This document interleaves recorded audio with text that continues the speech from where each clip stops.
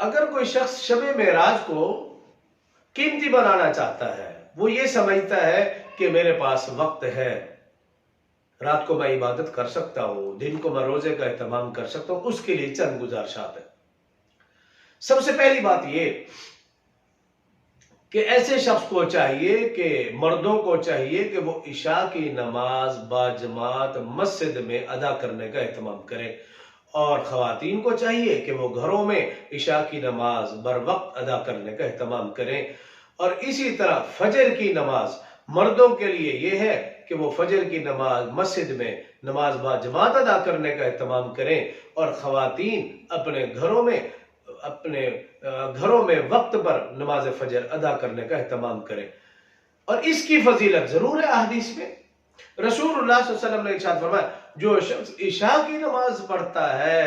اللہ پاک اس کو پورے دن کی عبادت کا ثواب عطا فرماتے ہیں، اور جو فجر کی نماز پڑھتا ہے اللہ پوری رات عبادت کا ثواب عطا فرماتے ہیں۔ گویا جس نے عشاء کی نماز پڑھی اور فجر کی نماز پڑھ لی، دونوں نمازیں پڑھنے کی وجہ سے اسے پورا دن اور پوری رات عبادت کا ثواب ملے گا۔ اور دوسری بات یہ،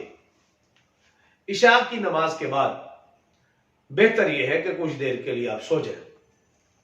اور رات 12 بجے 1 بجے 2 بجے جب آپ آنکھ کھلے اس وقت اٹھیں تو سب سے پہلا کام یہ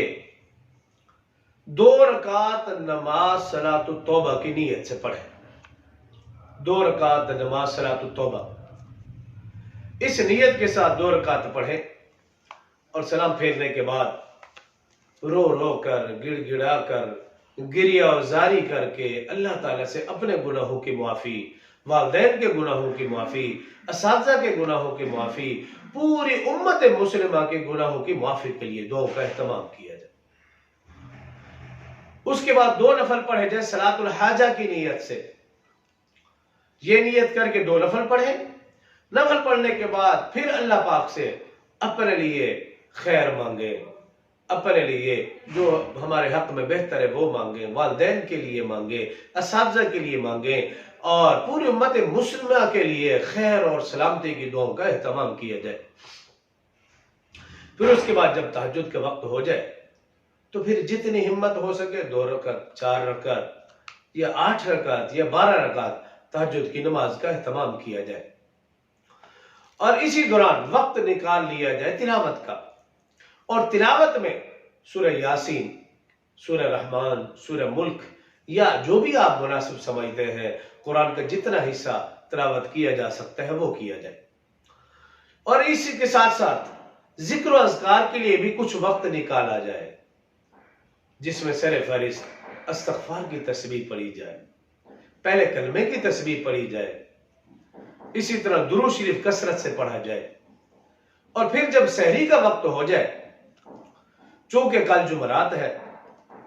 اور احادیث مبارکہ میں ہے کہ رسول اللہ صلی اللہ علیہ وسلم، صحابہ کرام، اہل بیت اعظام، اولیاء کرام ہر پیر اور جمعرات کے دن روزہ رکھنے کا اہتمام فرماتے تھے، اور رسول اللہ صلی اللہ علیہ وسلم نے ارشاد فرمایا ہر پیر اور جمعرات کو لوگوں کے اعمال اللہ کے ہاں پیش کیے جاتے ہیں۔ تو اس نیت کے ساتھ کہ جمعرات کو رسول اللہ صلی اللہ علیہ وسلم روزہ رکھتے تھے، تو ہم جمعرات کی نیت کر کے جب روزے کا اہتمام کریں گے تو یہ روزہ رکھنا اجر و ثواب بھی ہوگا، اور رسول اللہ صلی اللہ علیہ وسلم کی سنت بھی ہوگی۔ اللہ عمل کی توفیق عطا فرمائے۔